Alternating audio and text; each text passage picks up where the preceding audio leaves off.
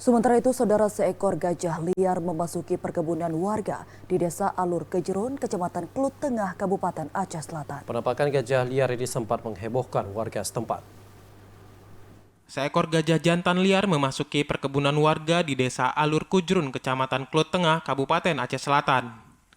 Gajah ini pertama kali dilihat warga saat sedang bermain air di pinggir aliran sungai yang berada di pemukiman Manggamat. Gajah ini diduga terpisah dari kelompoknya.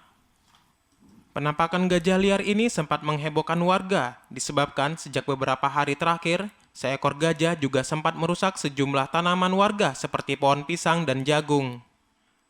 Kepala BKSDA Resort 16 Aceh Selatan Saifuddin mengatakan, rencananya gajah liar ini akan dihalau ke dalam hutan oleh pihak tim BKSDA Aceh.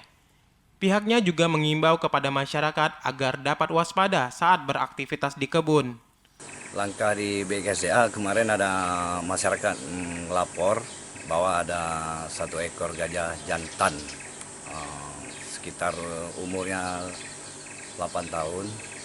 Penanganannya kami besok Senin kami meluncur sana sama tim CRU sama BKSDA Resort Tapak Tuan. Kita pengusiran ke dalam kawasan Loser.